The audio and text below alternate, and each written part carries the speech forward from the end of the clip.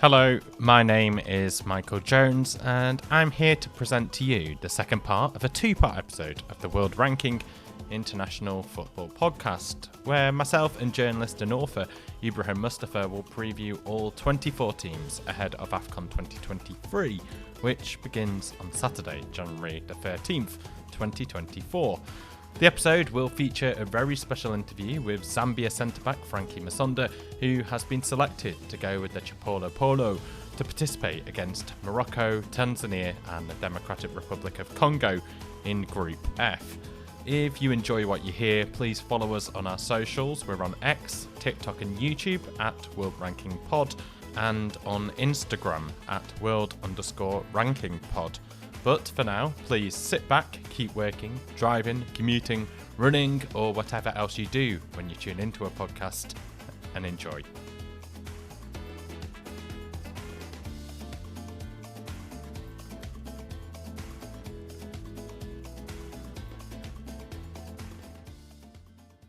To the sort of second half of the tournament, we start with Algeria, who've had this very impressive 2023, but they will know from Afcon 2022 that lessons must be learned arriving into a tournament in good form. They were the reigning champions at the time, having won in 2019, and they'd gone on a 35-game unbeaten streak that meant that they were on course to break an international record for an undefeated run, only for them to crash out of a group which included Ivory Coast and Sierra Leone in Afcon 2022.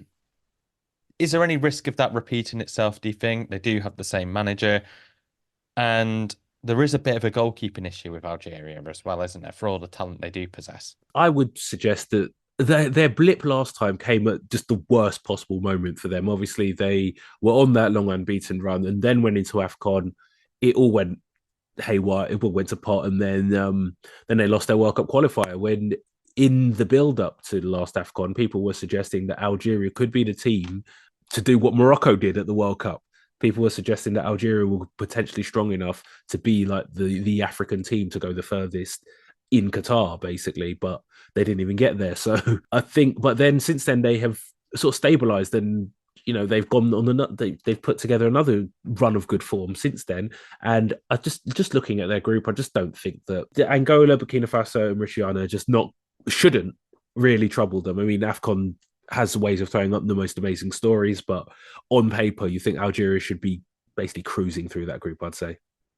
If they are to get through that group, they've got so many talented players. The left-sided defence alone, you've got Rami Bensebaini, Borussia Dortmund. I'm a Wolves fan, as I'm sure anyone who listens to this podcast regularly will hear about a lot. And Ryan Aït-Nouri, I think, is probably one of the big breakout fullbacks in world football over the next year or two. But do you think they have the potential to go all the way, or do you think that there are better teams than them now and they don't have that kind of favourite status in 2022? I think, yeah, like 2022 was perhaps, it has been a wake-up call, perhaps for not just them, but for the pundits who tipped them to be great, because we'll now know that they may have those vulnerabilities or may or may not show up. I think people will be cautious about tipping them to win the tournament just because of what happened last time, but ultimately they still remain one of the strongest teams in the tournament, albeit not exactly the youngest. I mean, still going to have a couple of players who are hitting the wrong side of that 25, 28, 30 odd. But I think the talent there, they should have the ambition to go far and perhaps look to regain the tournament that they won 2 tournaments ago. Well, you mentioned some of the teams they're in a group with. Angola are one of them. And I think from the off, it looks like there's little reason for optimism. They've some draws this year. They've drawn against Ghana. They've drawn against the Democratic Republic of Congo. 2 very sort of respected teams across the continent. But they have won just 2 games all year. They lost 4-0 to Iran in September. And there was a bit of excitement surrounding the national team at least a couple of years ago when players who had established themselves in major European leagues, like Helder Costa, Ivan Carriera, of course, both former Wolves players, Lucas João and Mbala and Nzola, who is now at Fiorentina and seems to be sort of approaching the best period of their career. So Costa, João and Caballero, for various reasons, aren't included in the squad.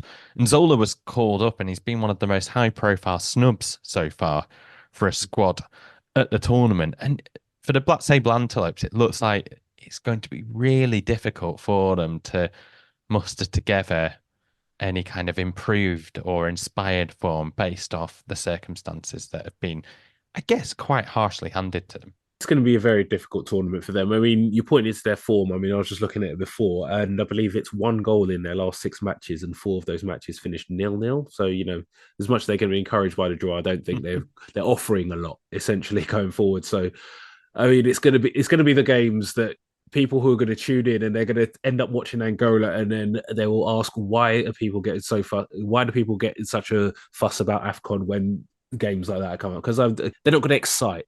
Not people are not going to expect Angola to be one of the more exciting, free-flowing, forward-thinking teams in the tournament. So it's going to be unfortunate for them. But I think in their group, I think they could perhaps, get through with a couple of draws, perhaps. But it's not going to be.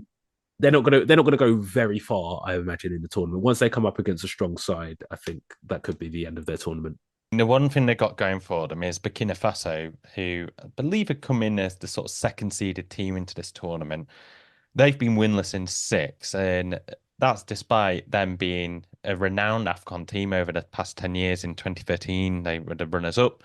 2017, they came third, and they were fourth after a really dramatic third place playoff against Cameroon in 2022. So they've typically been this really good tournament team, and arguably they've got one of their sort of best squads that they've ever had in terms of personnel also, but not much has been working for them. You would expect a bit of a turnaround given it's not the trickiest group, but they could be another contender for a bit of a surprise exit if they don't get their act together. Through their squad, they've got some players who are dotted around here, there, and everywhere in Europe. You got Aston Villa's Bertrand Traore, a player. You got Tapsoba, who's been linked with a number of clubs. He's playing by Leverkusen currently. It's difficult to say how they're going to perform. I think I imagine they'd expect to be better than Angola, so perhaps maybe sneaking through in that second spot. But it's tough to see where their main strengths are going to carry them through a tournament. Essentially, maybe get an odd decent result here or there, but yeah, you don't see them going far. The other team left in the group is Mauritania, who could, in theory, be a bit of a surprise package. I don't expect sort of many people who are listening to know a load about them. They've never had sort of built a huge international pedigree in the past. But I mean, for this AFCON alone, they've outqualified Gabon and Sudan, 2 teams who were at the last edition. And really interestingly, they've now got a manager in Amir Abdou, who was one of the success stories in AFCON 2022. He was manager of Comoros. He led them to the knockouts. It included a 3-2 win over Ghana. And despite their exit in the knockouts, they scored one of the goals of the tournament, courtesy of a free kick, I think in the round of 16. But if they're looking at those teams around them, they must be looking at the draw and thinking maybe it's a bit kinder than they initially thought it may have been. Having a struggling Angola side and Burkina Faso in their group, I think that is definitely a kinder draw than they could have got had they been in many of the other groups. Really, Amir Abdou, who, like you say, did fantastically with Comoros last time, could be looking to spring a surprise again. I mean, they can't do any worse than last time. I mean, they finished bottom of their group, no goals scored and 3 defeats, so they'd be hoping for at least a little bit better this time around. We'll go on to Group E in that case, and a team that, again, that looks quite finely poised, maybe not necessarily the big hitters in it, but certainly not a group full of minnows either, in the sense that you've got Tunisia, Mali, South Africa, and Namibia. So some former winners in there. Starting with Tunisia, another team who've had quite a successful period and bond with a manager, Jalal Kadri. He was a manager for the World Cup in Qatar. And Tunisia, I guess as they always have been, not really the most star-studded of teams. But what do you think you can expect from Tunisia? And why is it that maybe not just Kadri, but Tunisia are always a team that do defy the odds and seem to love matching up against the more infamous opposition in terms of personnel, at least on the pitch?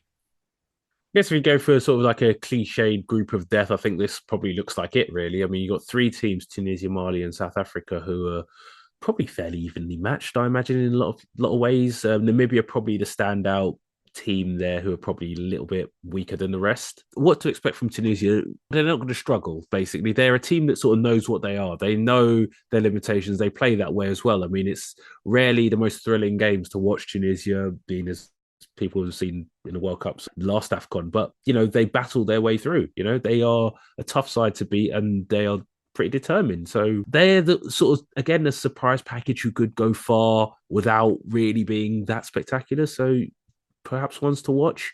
The rest of the group, we've got Mali, who are sort of perennial dark horses in this competition, who constantly look like they could take that next step. Almost qualified for the World Cup last time out, just lost out in the playoffs. But they'll be ones to watch as per usual. I think Mali, and probably say them and Tunisia probably top two from this group, although South Africa could spring a surprise maybe. Yeah, absolutely. We'll get on to South Africa in a second. I think one of the things with Mali is sometimes I think with international teams, whereas you've got maybe Guinea and they've got Girassi, but maybe not the players, or at least in similar form, even though they've got the quality, like you said. There's this question over whether Mali could really do with somebody like Girassi. They've got Bilal Touré, who I don't think will be fit for the tournament. We're yet to have their squad confirmed at the time of recording. They've been really informed, but what would constitute success for them at this tournament, I guess, is another question as well. Do you think it would be reaching the last eight? I'm sure getting out of the group is a minimum objective for them. I think they'd be expecting to get to the semi-finals, they would think, because I think that's sort of like the next step for them, isn't it? Yeah, I think the semi-finals, considering they do frequently perform well at the AFCON until a certain point. But so yeah, they'd be looking to push on and take that next step and probably challenge again amongst the top sides and perhaps even beat one or two. Moving on to South Africa now, and one of the really interesting ongoing cases has been that of Lyle Foster, who some people may not know has broken through recently in the Premier League, scored a few goals towards the start of the season with Burnley, was part of the team that got promoted from the Championship under Vincent Kompany last season as well. Now, with Foster, he isn't in the squad. The manager, Hugo Bruce, has said that has been due to medical reasons, to which they're quite powerless towards. Lyle Foster took time away from football twice this season because of mental health reasons. So in that sense, I'm sure everybody would pass on their best regards. But it's been a really confusing one. I mean, even more confusing by the fact that he's actually returned to Premier League action over the Christmas period, yet still not been selected. So I don't think it's very ideal for South Africa to lose a player of this quality, is it? No, not at all. I mean, if you go through the South Africa squad, it's a lot of domestically based players, which is probably a good thing for South Africa because they fundamentally have been in the wilderness for quite some years now. Obviously, hosted the World Cup in 2010, but it's not. They've really not made any impact on global football, African football, even in sort of recent years. So retreating a bit, like I say, a lot of domestic players. You got Percy Tau, although he plays in Egypt for Al Ahly. Foster, of course, who plays for Burnley, and I think he had that extra bit of quality to be playing in a European league, in a top European league, in a Premier League. You've got to have something about you, and to have that as a sort of gem in your squad going into a tournament would have been such a boost for someone like South Africa. But unfortunately, because of circumstances, looks like he won't be playing there. Yeah, it'd be interesting to see how they perform without him. You'd certainly hope that for South African fans' sake and for the whole Bafana Bafana that this isn't something that will continue to run and it is just an isolated incident for Afcon, because he obviously seems to have so much potential and could be a massive boost for them. But yeah, Percy Tau, former Brighton player you mentioned there, never really got the chance to make the impact at Brighton. He was often on loan. I think he starred for Club Brugge when they won the league, and he spent a couple other seasons on loan. But he's really made his name with Al Ahly in Egypt, and they're at the Club World Cup recently. So the responsibility I'd certainly expect to move onto his shoulders, and how he manages that on such a big stage, although he won't be too unfamiliar with it, will be really interesting. But yeah, the other team in Group E is Namibia. They've got just 2 wins this year, one of which was rather impressive against Cameroon. But they've not got many star-studded players. Their sort of only real sort of big standout name on English shores is Ryan Nyambe, who's at Derby County, was once at Blackburn Rovers. But I don't think there's too much known about them, and they probably go into this tournament as one of the biggest unknown quantities as well. Yeah, certainly. That's the craziest thing about Afcon. You'll get teams like this, like Comoros last time. They'll go into a tournament and people don't really know what to expect or what they have, what they know much about them. So potentially they could spring a surprise, or maybe they'll just crash and burn. Who knows? It's difficult to predict at this stage. But Afcon is always one for crazy stories and real surprises. So perhaps maybe they'll be in that latter category. In Group F, our final group, we've got Democratic Republic of Congo, Morocco, Tanzania, and Zambia. And we've got an interview coming up with Frankie Musonda for Zambia, so we'll focus more on that with him. But starting with Morocco, like you said, Ibrahim, this was a big part of the book that you would have included had it been published a few years later. What do you think they got right that other teams hadn't in terms of being able to outmaneuver some of these sort of European giants in the knockout stages of a tournament? And do you think that guarantees a translation into tournament success at Afcon? It's interesting because I part of the reason I believe that they did get so far, and that's not to take anything away from them, but I do think that perhaps teams like Spain and Portugal did underestimate them when they went into those fixtures, not knowing how good the Moroccan squad actually were. But that won't happen at AFCON because they go in as one of the big dogs, and teams will be looking to upset them rather than the other way around. So I'm not sure if their success from the World Cup will translate in the same way to the AFCON, but equally they will be one of the favourites, and perhaps we'll go with a more forward-thinking approach, and perhaps they will be the ones who stamp their authority on games rather than being the ones who are causing the shocks to teams who are expected to beat them. It just seems crazy that they were underestimated when you consider the fact that they'd beaten Belgium in the group stage and they'd drawn against Croatia, of course, got to the World Cup final in the time before that. But one of the teams they'll be facing, arguably their sort of biggest contender to maybe win the group, is the Democratic Republic of Congo.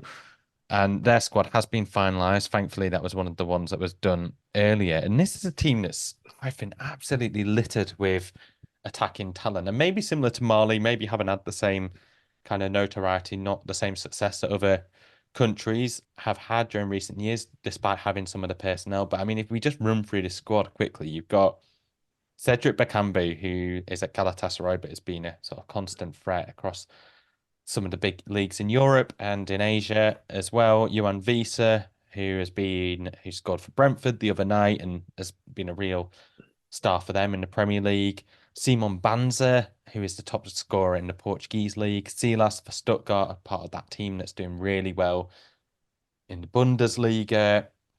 And then Gael Kakuta and Theo Bongonda as well, two players who play at Amiens and Spartak Moscow, respectively, who have shown signs of promise throughout the career.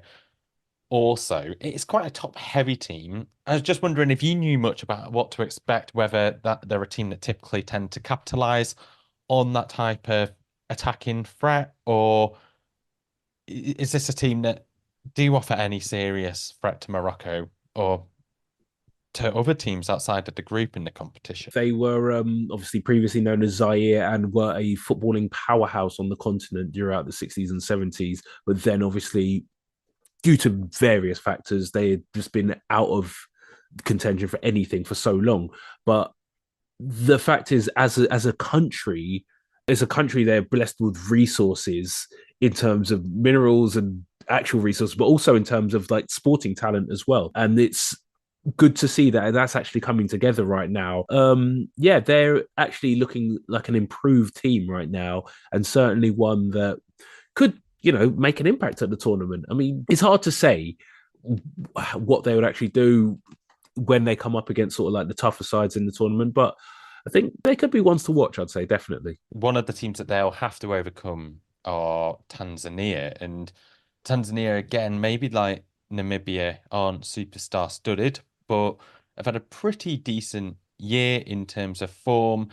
And I think despite them going into this group probably as one of the real underdogs, they've picked up a draw against Algeria this year in Algeria as well. And they've certainly got some solidity at the back to cause teams problems. I'll put my hands up and say I don't know a great deal about their team or their squad at the moment, but I did look at their form, and again, it's a lot of low scoring games, but they're not getting beaten. I mean, they look like a team that are hard to beat. I mean, again, the games might not necessarily be the most thrilling, but there's a few 0-0s and 1-0s and 1-alls in their recent form, I seem to believe. But there'll be ones looking to go in there and frustrate, I imagine. Interestingly, they do have quite an experienced man in charge, Adel Amrouche, who I think managed Kenya, Burundi, Libya, Yemen, alongside quite a number of clubs as well. We're going to talk to Frankie Musonda now. Frankie is a Zambia international. He plays for Ayr United in the second division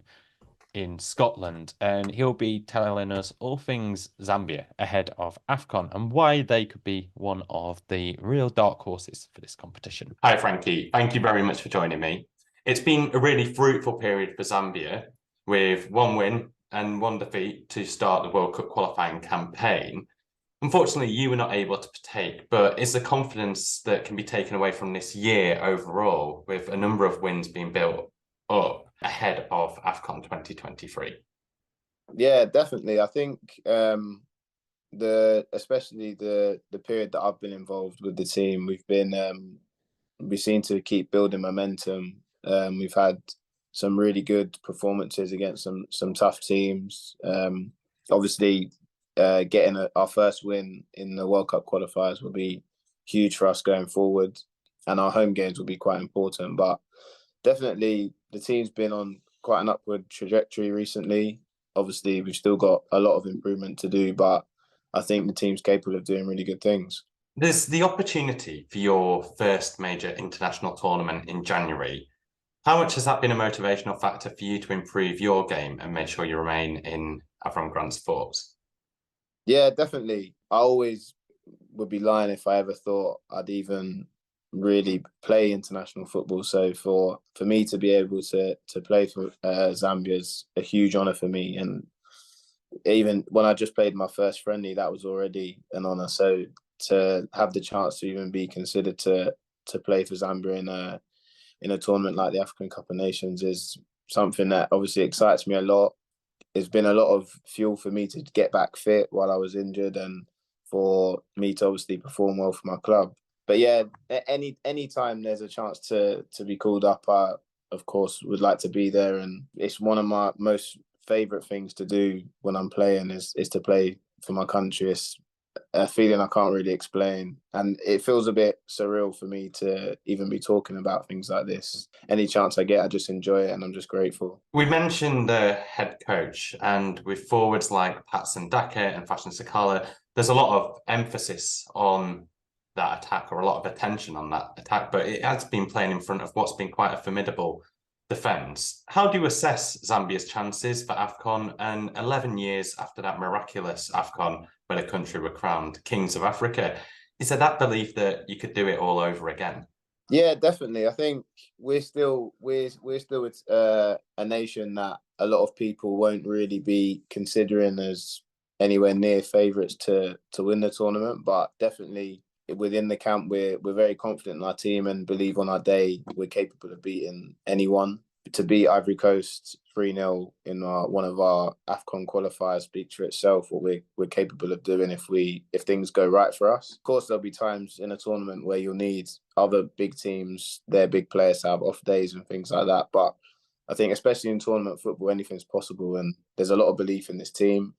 So a lot of high expectations for ourselves within the camp. But it's probably better for us that maybe we're slightly under the radar. I think what we saw in the recent World Cup qualifiers in Africa were the number of shocks that happened. And I guess from both sides, it gives you that confidence to play against the likes of Morocco, who you've got in the group, but maybe teams where you go in as slight favourites, maybe against the other two, maybe not. But when you go against those teams, it also makes sure there's no room for complacency. Yeah, definitely. It's quite a young team, but there's still a lot of experience in the team. The group's been fairly settled now for the last couple of years. Of course, the odd player changes. There's injuries, bits of form, and things like that. But overall, a lot of us now have played together quite a few times, and we all know each other quite well. And I think there's, like I said, like this real belief in the team. Of course, Morocco's a big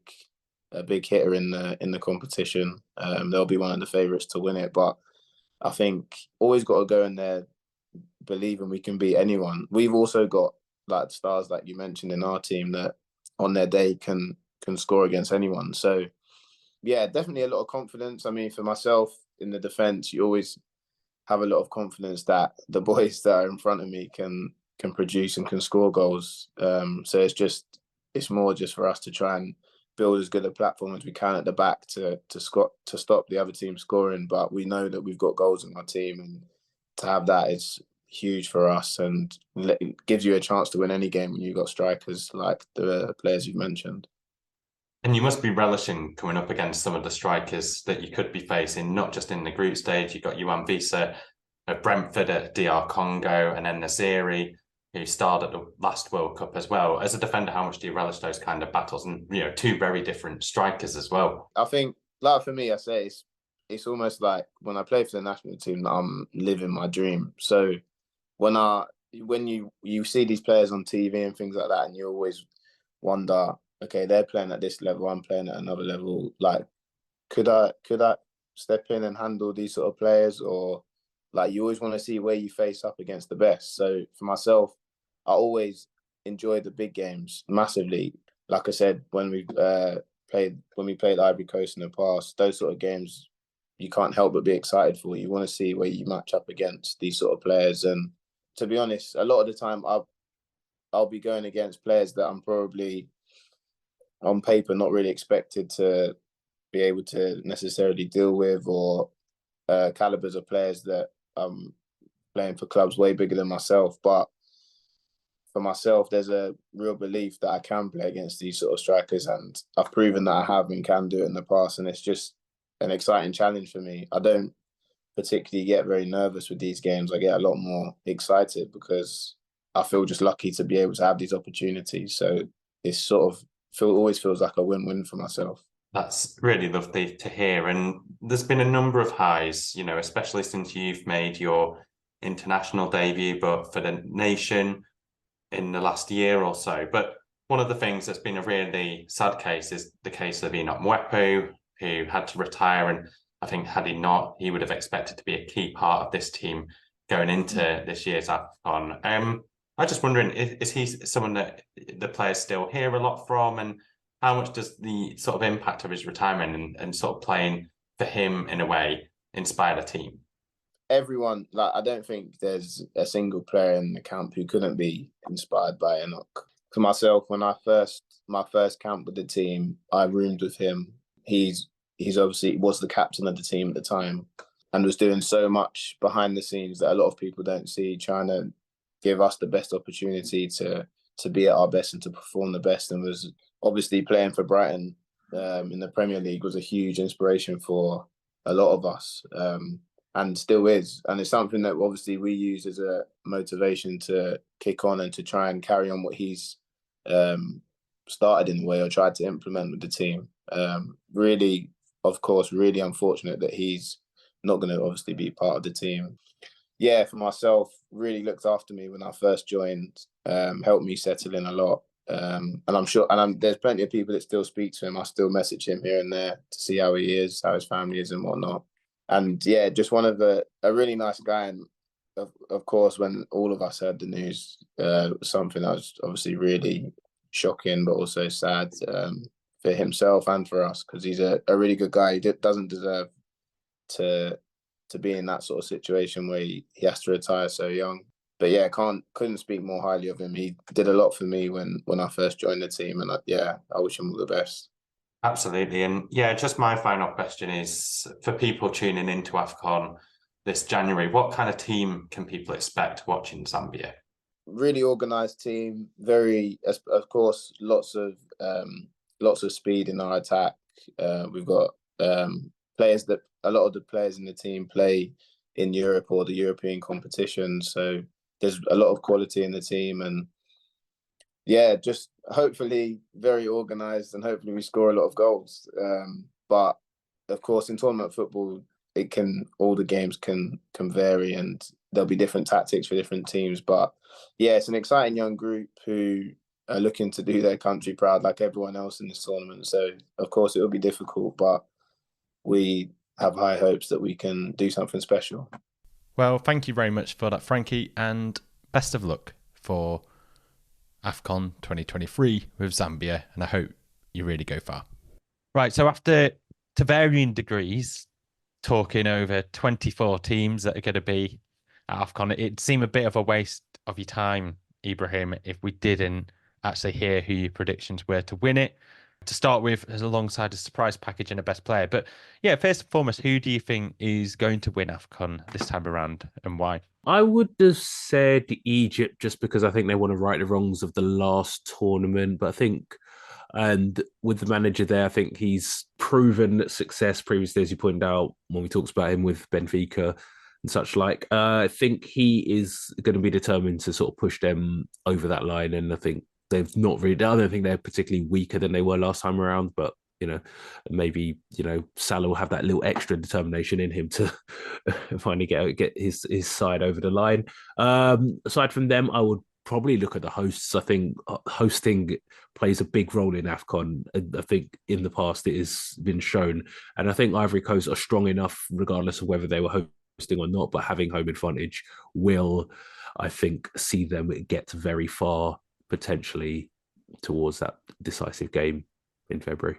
Part of me, I know it's not been held for a while, but part of me does think Senegal might have a really good chance if there isn't too much disruption in the camp. But whether Sadio Mane, for example, can be as effective as he was a couple of years ago, is probably, their success may hinge on that quite a bit. Looking at the next one, a surprise package. So maybe if we look away from sort of the big countries that have tended to win it or dominate it in recent years, is there any country in particular you're really excited to see how they fare and that you actually think have a good chance of really defying the odds at AFCON 2023? I think I said I'd be curious to keep an eye on DR Congo and see how, if they're sort of taking shape, and see how they will perform at this tournament, and sort of like the perennial like underdog dark horses, Mali and DR Congo probably be the two teams I'd like to keep an eye on, I think. And then I think the last one we'll just ask before I let you go, Ibrahim, is just who do you think could be the standout player in this tournament? I think it was Sadio Mane last time. There was Issa Kabore, a young player who's at Luton. Now he'll be there for Burkina Faso, but I'm sure he's probably not one of the front runners. But there's cases to be made for Salah, Osimhen, maybe it's two of the obvious choices, Frank Kessie. Is there one player who you think could really grab the tournament by the scruff of the neck and be that player that this AFCON will remember most fondly? Yeah, I mean, again, going back to Mali, perhaps probably someone like Yves Bissouma, possibly, to really sort of shine, stand up and be counted there for them. Victor Osimhen would be the one I imagine that a lot of people will be keeping their eyes on, seeing if he can sort of translate that Napoli form to the AFCON and see if he can bag that golden boot and push Nigeria on to try and potentially get hold of that trophy, hopefully. Yeah, it'd be fascinating to see how Osimhen gets on and how they figure out the team as well, how Pesera gets on in that sense. Well, I'm going to let you go, Ibrahim. Thank you so much for joining. I'm hoping we'll maybe speak during the tournament at some point. Our next episode will focus more on the Asia Cup, which will be running simultaneously with AFCON, but then throughout that, we'll be bringing you feedback throughout all of AFCON. So I hope this has given you a bit of extra information and motivation to follow the tournament.